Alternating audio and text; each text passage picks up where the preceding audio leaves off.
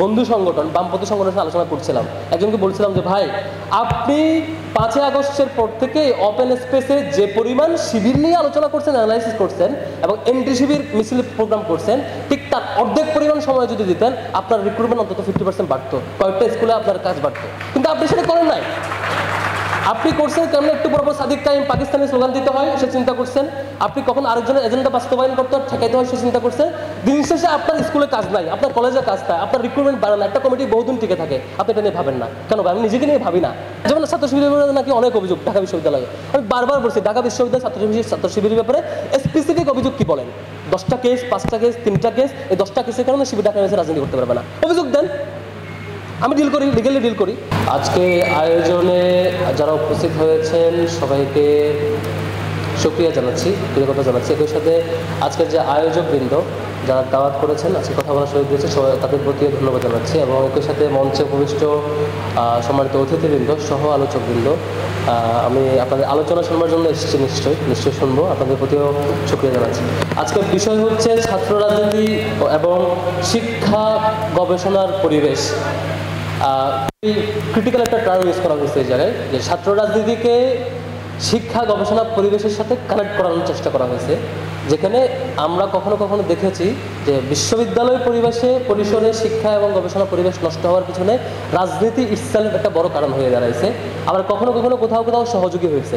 তো সেদিক থেকে আজকে এখানে কানেক্ট করানোর কারণে আমাদের কাছে মনে হয় যে এটা অ্যানালাইসিস করা দরকার, যে কখন কোন পরিসরে থাকলে পরে ছাত্র রাজনীতি শিক্ষা এবং গবেষণার স্বাভাবিক পরিবেশের জন্য সহযোগী হয়, আবার কোন কোন ফ্যাক্টর হঠাৎ করে হাজির হওয়ার কারণে এটা একটার বিপরীত হয়ে যায়। আমরা এটা একটু অ্যানালাইসিস করবো।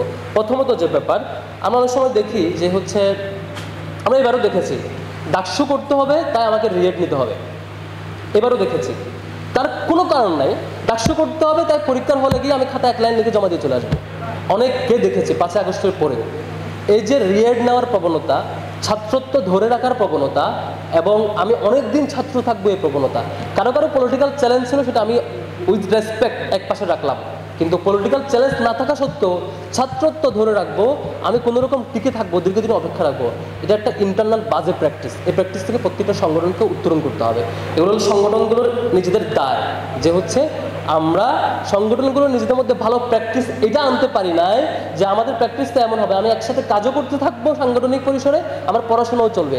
একটা শিক্ষার্থী আমার শাখার সভাপতি যেমন হবে, সে তার ফলাফলে টপ রেজাল্টও করবে, সে গোল্ড মেডেলও পাবে, সে টপ পোস্ট রেজাল্টও করবে।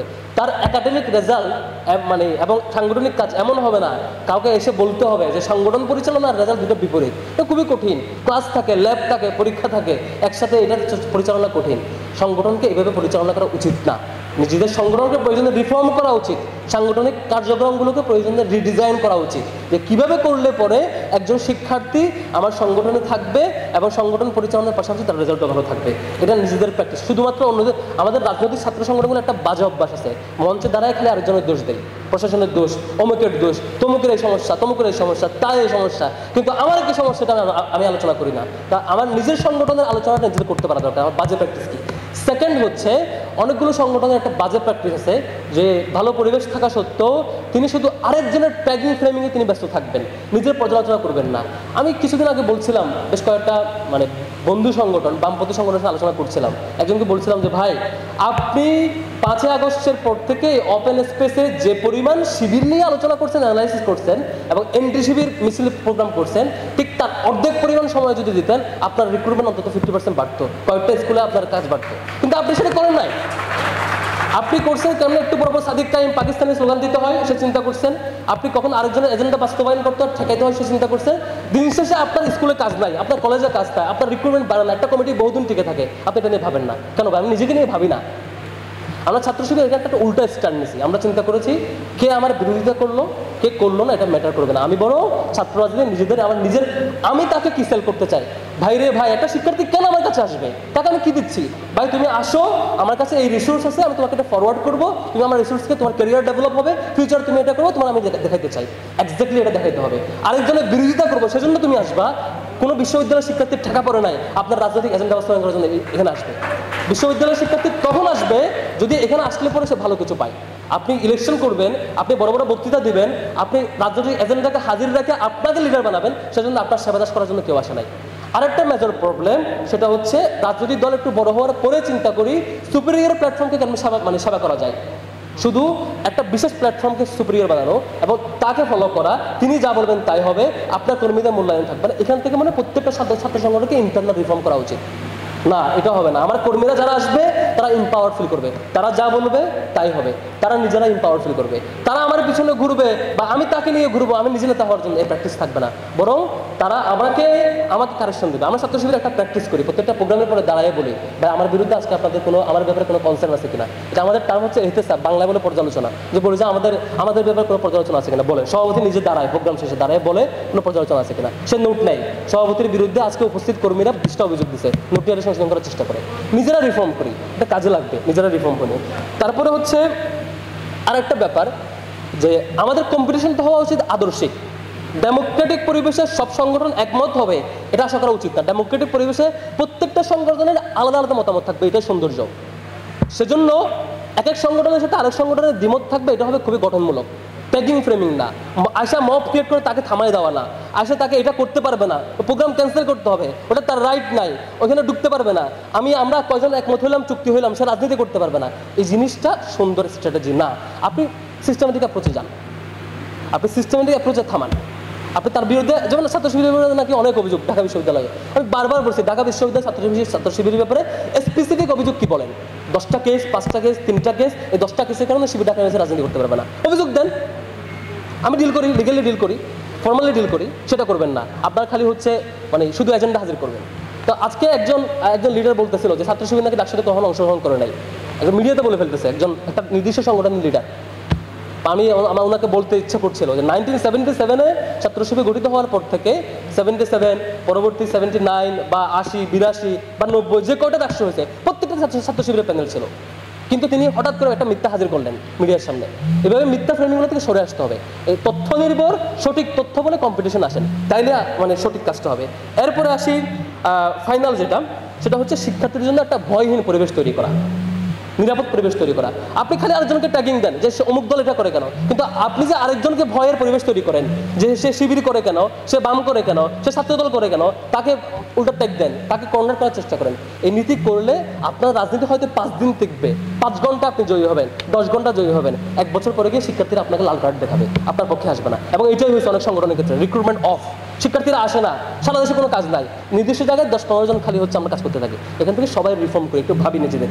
তারপর সর্বশেষ কয়েকটা ব্যাপার বলা দরকার। রাজনীতি শুধুমাত্র শিক্ষার্থীদের মধ্যে থাকে না। আসলে আমরা ছাত্র সংগঠন সব আমরা রিফর্ম হয়ে গেলাম, কিন্তু শিক্ষকরা আল্লাহর রহমতে রাজনীতি চালাই গেল। বিশ্ববিদ্যালয়ে কখনোই সঠিক রাজনীতি আর ফিরবে না। কেন জানেন? ঢাকা বিশ্ববিদ্যালয়ে দেখবেন কিছু কমিটি হয়, এই কমিটি, ওই কমিটি, এই কমিটি, বিভিন্ন কমিটি হয়। কমিটিতে চান্স পায় কারা? যারা ওই যে নির্দিষ্ট অ্যাপয়েন্টেড লোকজনের দল মেনটেন করবে। আল্লাহ তো কমিটিতে চান্স পাবেন না। আপনি কমিটিতে চান্স পাবেন, কমিটি মিটিং হবে, বিভিন্ন বাজেট পাবেন, আপনি উপকৃত হবেন, আপনার আয় ইনকাম বাড়বে, আপনি বিভিন্ন জায়গায় প্রমোশন পাবেন। আপনি প্রফেসর কেমনে হবেন বা অ্যাসোসিয়েট প্রফেসর, প্রমোশনটা যদি পলিটিক্যালি নির্ভর করে, অথবা আপনি একটা কমিটিতে চান্স পাবেন কিনা সেটাও আপনি কোন দল করেন সেটার উপর নির্ভর করে, অথবা আপনি প্রভোস্ট হবেন কিনা, আপনি হাউস স্পিকার হবেন কিনা, আপনি ডিবেটিং ক্লাবে কনভেনর হইতে পারবেন কিনা, আপনি ছোট্ট একটা জায়গায় একটা প্রোগ্রাম অ্যারেঞ্জ করার জন্য কোঅর্ডিনেটর হতে পারবেন কিনা। শিক্ষকদের জন্য এই মিনিমাম নিয়োগে যদি পলিটিক্স নির্ভর করে, তাহলে সে শিক্ষক ওই ছাত্র সংগঠন, ক্ষমতাসীন দলের লেজুরভিত্তি সংগঠন যেটা বলবে তাকে সিট দিতে বাধ্য হয়ে যায়। তখন সে বলে, বাবা আসো, তোমরা যা বলবা সিট দিব, তুই মারামারি কোনো সমস্যা নাই। আমাদের জিয়া হলে আমাদের ছাত্র শিবিরের এক সেক্রেটারিয়েট মেম্বার মারুফ, মিফতাহুল মারুফকে জিয়া হলে জঙ্গি ডাক দিয়ে সারা রাত পিটায়ে সেই তৎকালীন সময়ে জিয়া হলের প্রভোস্ট তাকে সাথে নিয়ে গিয়ে থানায় দিয়ে আসছে। এ হচ্ছে প্রভোস্টের আচরণ। সারা রাত টর্চার করছে, বাঁচাবে তো দূরের কথা, এখান থেকে উল্টা তাকে থানায় দিয়ে আসছে প্রশাসন নিজেরা বাদী হয়ে। মসজিদ হলে রাকিব ভাইকে শিবির করতো, এই জন্য তাকে সারা রাত পিটাইছে ছাত্রলীগ। পিটাইতে রক্তাক্ত করে মুখ দিয়ে রক্ত বমি করতেছে। এক পর্যায়ে বলেছে, ভাই আমাকে পানি দাও, আমি মনে মারা যাবো। ছাত্রলীগের নেতা তখন বোতলে করে পেস্টাপ করে নিয়ে এসে বলেছে, পেস্টাপ খা। প্রভোস্ট এসে বলে যে একটু তাড়াতাড়ি মা জাম পিটানোর পিটায় নাও, এরপর থানায় দিয়ে আসতেছি, প্রভোস্ট গিয়ে থানায় দিয়ে আসছে। এ হচ্ছে আমাদের বিশ্ববিদ্যালয়ের শিক্ষকদের নগ্ন আচরণ। এটা যদি চলতে থাকে, শিক্ষকরা যদি, আমরা ইদানিং লক্ষ্য করছি আমাদের শিক্ষকরা আবারও কেন যেন একটা মেরুকরণে চলে যাচ্ছেন, কেন যেন চিন্তা করছেন আমি আগামী বছর কেমনে প্রভোস্ট হবো, কেমনে এটা হবো, কেমনে অমুক কমিটিতে ঢুকবো, কেমনে এটা করবো। তাহলে শিক্ষকদের নৈতিকতা যদি এ লেভেলে থাকে, ছাত্ররা আমরা সব সংগঠন এক হয়ে গেলেও সব ঠিক হতে চাইলে আমরা ঠিক করতে পারবো না। এজন্য এই যে বলা হচ্ছে যে গবেষণা এবং শিক্ষার পরিবেশ ঠিক করতে হবে, প্রথম দায়িত্ব হচ্ছে শিক্ষকদের নিজেদেরকে বুঝতে হবে আপনি প্রফেসর হয়েছেন, আপনি অ্যাসোসিয়েট প্রফেসর হয়েছেন, বিশ্ববিদ্যালয়ের শিক্ষক হয়েছেন, এরপর আপনার রিজিক নিয়ে টেনশন করা উচিত না, আপনার সৎ হওয়া উচিত, আপনার রিজিকের জন্য অন্য কারো ক্ষতি করা উচিত না, কারো জীবনের ক্ষতি করা উচিত না। আপনি বিশ্ববিদ্যালয়ের নিরাপদ কেরিয়ার শিক্ষক হওয়ার পরও যদি আপনার মধ্যে এই নৈতিক বল না থাকে, আপনি যদি অনৈতিকতার পথ অবলম্বন করেন, আপনার জন্য লজ্জা। আপনি একটা নিরাপদ কেরিয়ার হওয়ার পরও আপনি শিক্ষার্থীদের ক্ষতি করছেন। আপনি অন্তত এই পর্যায়ে এসে আপনার সৎ হওয়া উচিত। শিক্ষকেরা সৎ হইলে তারপরে শিক্ষার্থীরা, আমরা যারা ছাত্র সংগঠনগুলো করি, আমাদের দায়িত্ব হচ্ছে প্রথমত নিজেদের ইন্টারনাল চেঞ্জ, দ্বিতীয় অন্যদের প্রতি সহনশীল আচরণ, ভালো অ্যাপ্রোচ, থার্ড হচ্ছে যারা রাজনীতি করতে চাইবেন না তাদের প্রতি রেসপেক্টফুল বিহেভিয়ার, তাদেরকে নিয়ে কোনো কমেন্ট না করা, তাদেরকে তার স্পেসটা ছেড়ে দেওয়া, বরং তাকে বেনিফিটেড করতে পারার সে অ্যাপ্রোচ থাকা। সর্বসাধারণ আমরা চেষ্টা করলে সুন্দর পৃথিবীটা গড়তে পারবো। আমি নিজে নগ্ন হইলে, নিজে খারাপ হইলে, নিজের দৃষ্টিভঙ্গি না পাল্টালে, নিজেরা চেঞ্জ না হলে, সারাক্ষণ ট্যাগিং ফ্রেমিং দিয়া আপনি নিজে কখনো জিতবেন না, আমি নিজে কখনো জিতবো না, বরং অন্যরাই জিতবে, আপনি অলওয়েজ কর্নার হবেন।